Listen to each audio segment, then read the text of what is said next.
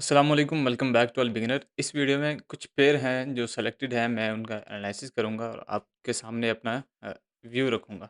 ये वो वीडियो होती है जो आपको वीकली बेसिस पे मिलती है। मैं कोशिश करूँगा कि आपको डेली बेसिस पे हर पेयर का अलहदा से आपको दिया करूँ, थोड़ा बहुत रिव्यू दिया करूँ ताकि आपको अंदाज़ा हो कि वो किस तरीके से मूव करता है। ये है हमारा गोल्ड का पेयर। डेली की कैंडल यहाँ पर बहुत ज़्यादा रिजेक्शन वाली बनी हुई है। मैंने आपको पहले बोला था पिछले वीक भी कि ये कैंडल ऊपर क्लोज़ होती है अच्छी स्ट्रॉन्ग और उसके बाद रिजेक्शन वाली कैंडल आती हैं, तो ये इसके चांस हैं ज़्यादा कि ये अपर साइड पे मूव कर जाएगा इस तरीके से, ऐसे ऊपर मूव कर जाएगा। तो फ़िलहाल तो हम इसको डेली H4 में देख लेते हैं कि H4 में क्या व्यू दे रहा है ये।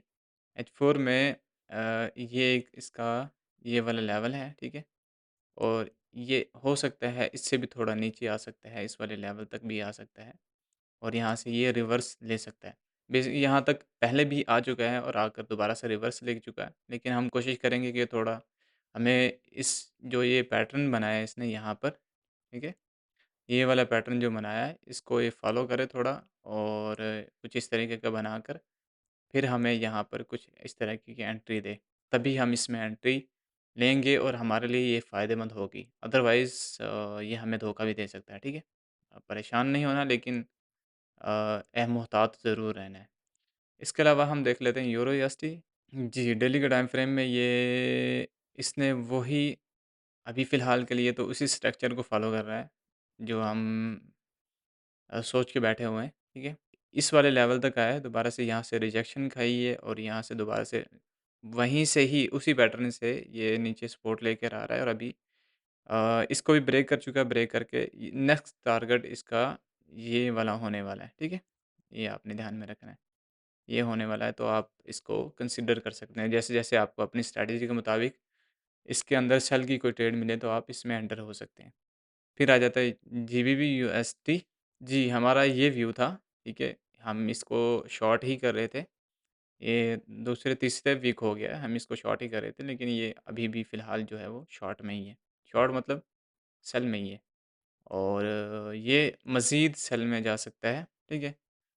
मज़ीद सेल में जाएगा लेकिन इस वाले एरिया को आपने इग्नोर नहीं करना। ये एरिया एक इसके लिए थोड़ा ख़तरनाक भी साबित हो सकता है, यहाँ से थोड़ा रिजेक्शन ले सकते हैं अपर साइड पर और इस सूरत में ये ऐसा पैटर्न भी बना रहा है, तो अगर ये इस पैटर्न को नहीं ब्रेक करता और यहीं से नीचे जाता रहता है या ये वाला जो लेवल है ये, ठीक है? इसको नहीं ब्रेक करता ऊपर साइड पर, तो ये आप यहाँ से भी इसे सेल के लिए देख सकते हैं, ठीक है? ओवरऑल कहा जाए तो ये अभी सेल में ही है। जीबीपी, जेपीवाई की बात कर लेते हैं। डेली के टाइम फ्रेम में हम देखते हैं कि क्या सूरत-ए-हाल है इसकी। जी, जेबीपी, जेपीवाई अपने पैटर्न के अंदर वापस आ रहा है, जो हमने पिछले वीक में डिस्कस किया था। तो फिलहाल क्योंकि नीचे ये ट्रेंड लाइन भी है, ट्रेंड लाइन असल में हमें बताती क्या है? ट्रेंड लाइन बताती है कि इसका ट्रेंड अभी टूटा नहीं है और ये स्ट्रॉन्ग ही है। उसी डायरेक्शन में जिस डायरेक्शन में ये पहले जा रही थी। अगर इसको ब्रेक करता है किसी स्ट्रॉन्ग कैंडल के साथ, यानी कि स्ट्रॉन्ग मूवमेंट आती है वहाँ पर, तो फिर चांसेस आते हैं कि यहाँ से ब्रेक हो सकता है, यानी मार्केट की जो मूव है वो चेंज हो सकता है। तो फिलहाल ये यहाँ पर है, हम इसमें मैं इसे कंसीडर करूँगा, अगर इसने इस वाले लेवल को ब्रेक नहीं किया, ठीक है? इस वाले लेवल को ब्रेक नहीं किया, तो मैं इसे कंसीडर करूँगा कि यहाँ से वैसे तो 2 सख्त एरियाज़ हैं। ज़्यादा चांसेस यही है कि यहाँ से दोबारा से बाउंस करेगा अपर साइड पर। लेकिन मैं कोशिश करूँगा कि पहले इसको डिसाइड करे कि यहाँ पे इसने क्या करना है, उसके बाद ही मैं अगर यहाँ तक भी जो है ना, इस लेवल को ब्रेक करता है तो ऊपर की साइड पे, ठीक है? इस लेवल को ऊपर की साइड पे ब्रेक करता है तो फिर मैं यहाँ से डिसीज़न करूँगा कि मुझे क्या करना है, ठीक है? अदरवाइज़ मैं यहाँ पर भी थोड़ा बहुत रिस्क ले सकता हूँ, लेकिन प्रॉपर कन्फर्मेशन के साथ, इसके अलावा नहीं।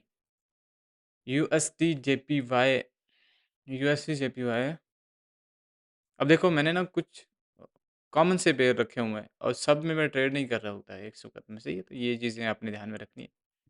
यूएसडी जेपीवाई डेली का time frame same scenario follow कर रहा है, लेकिन देखो ये वाली जो कैंडल है हुँ, इसे अभी सही तरीके से ब्रेक नहीं किया इसने और दोबारा से रिवर्सल मार रहा है। तो हम इस हफ्ते इसको शॉर्ट देखेंगे।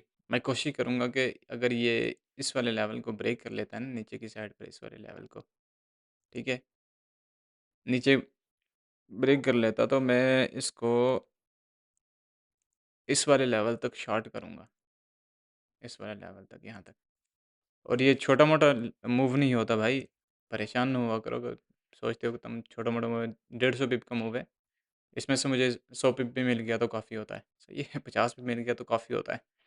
क्योंकि अगर मुझे डायरेक्शन फिट मालूम हो ना कि ये डायरेक्शन यहाँ तक जाने वाली है, तो फिर वहाँ पर मैं अपना जो है वो लॉट साइज़ इंक्रीज़ कर लेता हूँ। रिस्क उतना ही होता है मेरा, लॉट साइज़ इंक्रीज़ होता है। क्योंकि अगर मेरा जो प्रॉफ़िट टारगेट है वो कम होगा, यानी कि अगर मेरा एक जगह पे 20 पिप का टीपी रख रहा हूँ तो 10 पिप मेरा एसएल होगा और एक जगह पे मैं अगर 100 पिप का टीपी रख रहा हूँ तो वहाँ पर मेरा 20-30 पिप का एसएल होगा ना, तो थोड़ा इस तरीके से डिवाइड हो जाता है। जैसे ही एसएल के पिप ज़्यादा होते हैं तो मेरा जो लॉट साइज़ है वो कम हो जाता है और एसएल के पिप कम होते हैं तो लॉट साइज़ ज़्यादा हो जाता है। इस तरीके से ये काम चलता है। सो ये सिचुएशन है इस वीक की। मेरा व्यू है ये, आप इसके मुताबिक या अपने अंदाज़ से थोड़ा बहुत एडजस्टमेंट कर सकते हैं। सो इस वीडियो को यहीं पे ख़त्म करते हैं। मिलते हैं इंशाल्लाह नेक्स्ट वीडियो में। अपना ख़्याल रखिएगा। ओके, अल्लाह हाफ़िज़।